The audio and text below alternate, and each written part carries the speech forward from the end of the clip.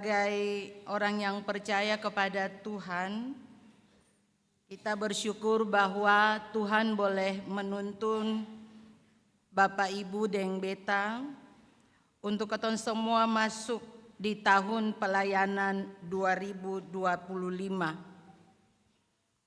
Dan di awal tahun ini kita mengawalinya dengan sakramen perjamuan kudus, di mana semua orang ada hadir menikmati berkat Tuhan, di mana setiap orang diberikan penguatan untuk memahami bahwa pengorbanan Yesus kepada dunia ini, pengorbanan Yesus kepada Bapak Ibu Deng Beta punya hidup ini sangat berarti.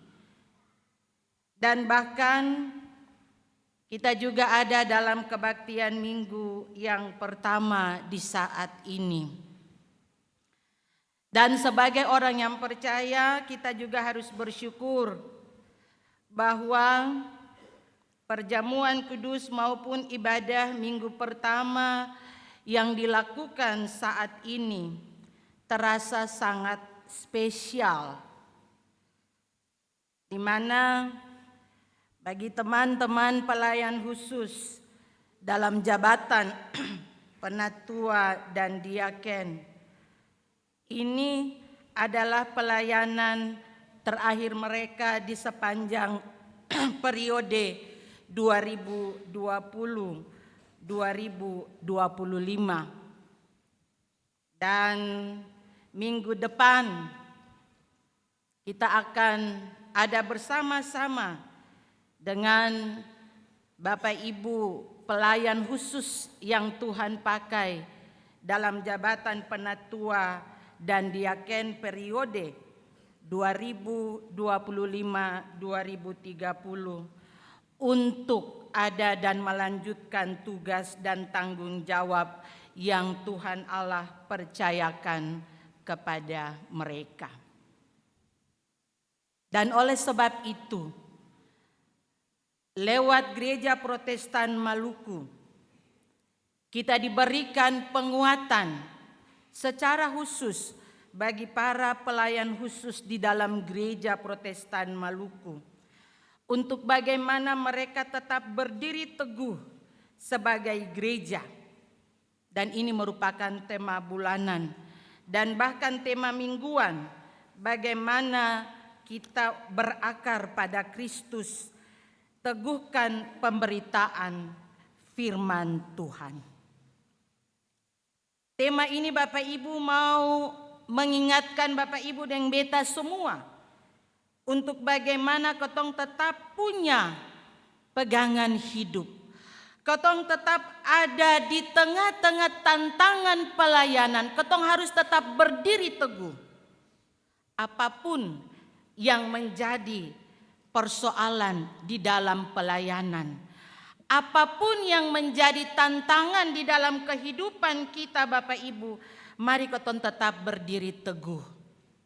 Ketong harus tetap punya keyakinan bahwa ketika di dalam Tuhan, apapun dahsyatnya pelayanan dengan tantangan yang luar biasa, apapun pergumulan Bapak Ibu Deng Beta, kalau ketong tetap ada dan berdiri teguh, tetap yakin kepada firman Tuhan, maka ketong akan semakin kuat dan semakin berakar di dalam Kristus. Kita ini ibarat pohon yang akarnya kalau dia mau bilang kokoh dan kuat itu, dia akan berdiri, ya, teguh berdiri dan akarnya itu masuk sampai ke dalam tanah. Tetapi kalau akarnya hanya di atas tanah, angin datang dia rubuh. Dan akar ini yang memberikan kekuatan bagi pohon itu, dia bisa bertahan. Kita sebagai orang yang percaya, kita punya akar yang kuat, dasar yang kuat, yaitu Yesus Kristus. Dan oleh sebab itu, ketika kita menyadari bahwa di dalam hidup kita ini ada Yesus yang bersama-sama dengan kita. Apapun yang terjadi, Yesus selalu memberikan kehidupan. Yesus selalu memberikan kekuatan kepada Bapak Ibu dan Beta. Yesus selalu memberikan pengharapan kepada Bapak Ibu dan Beta, asalkan ketong tetap berakar di dalam Kristus.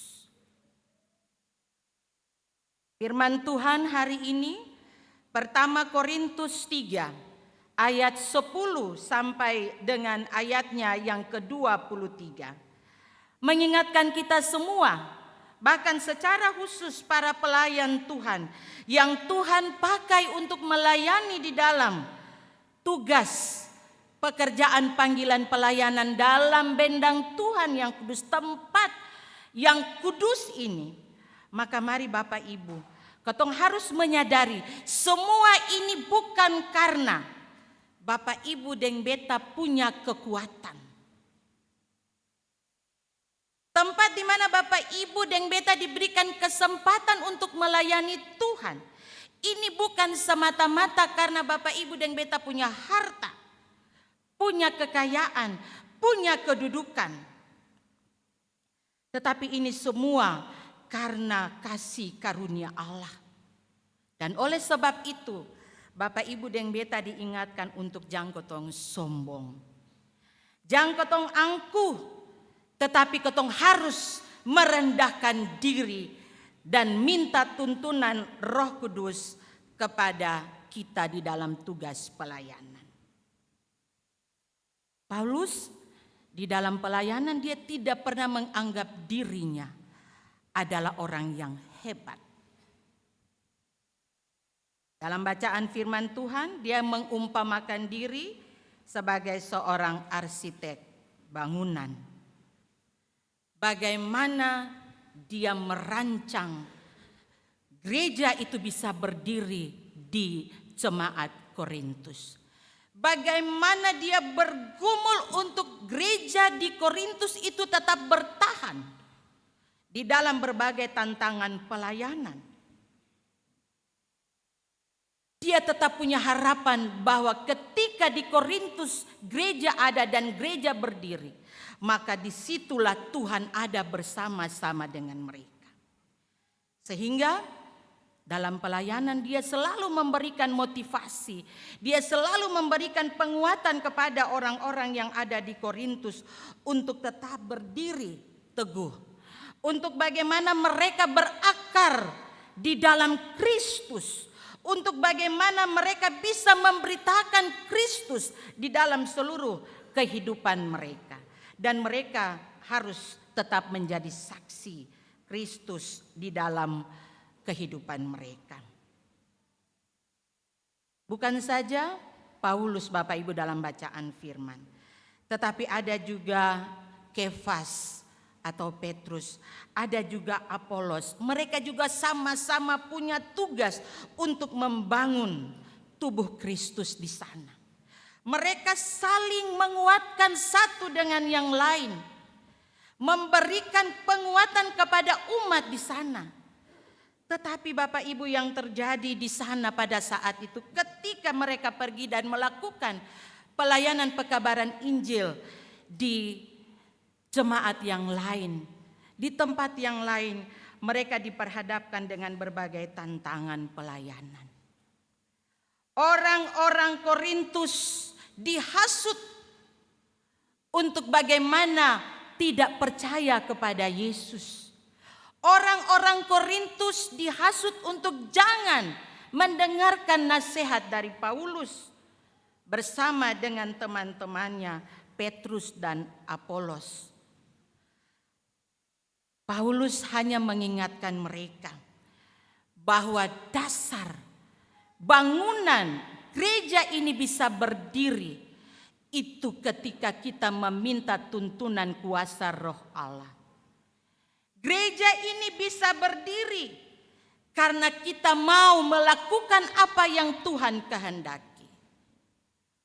Tunjukkanlah mutu pelayanan di dalam pembangunan tubuh Kristus. Makanya Paulus katakan Bapak Ibu, bahwa di dalam ayatnya yang ke-12 di situ bagaimana orang membangun, ya, membangun rumah itu dia membutuhkan sesuatu yang bagus, ya. Ada emas, ada perak, ada batu permata yang kuat. Tapi ada juga orang yang membangun dengan rumput yang kering. Ada juga yang membangun dengan kayu. Dia memberikan perumpamaan untuk bagaimana bangunan itu bisa bertahan.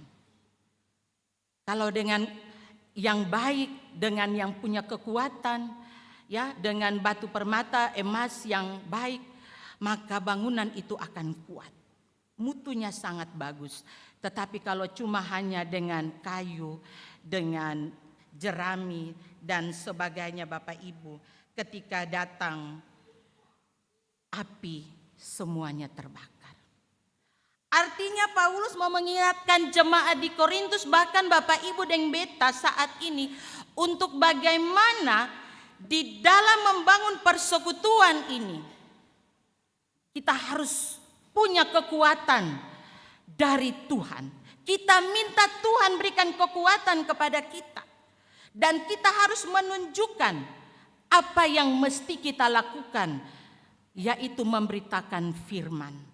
Supaya pada saat penghakiman, Bapak Ibu dan Beta ada di dalam bagian yang tidak mendapatkan api siksaan. Jangan sampai Tuhan tanya, apa yang Bapak Ibu dan Beta lakukan di dunia ini?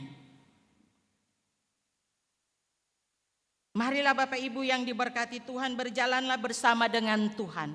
Lakukanlah apa yang mesti kita lakukan dengan mengandalkan Yesus sebagai dasar di dalam ketong punya hidup. Andalkan Tuhan, andalkan Roh.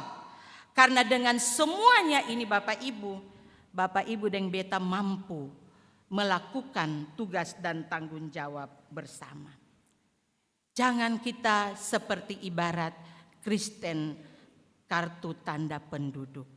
Hanya di KTP Kristen, tetapi kita tidak melakukan pemberitaan firman Tuhan. Kita tidak melakukan apa yang Tuhan inginkan. Kalau kita jadi Kristen KTP Bapak Ibu, pasti ketika kita ada dalam persekutuan, ada hal-hal yang mungkin tidak enak, lalu kita lari keluar.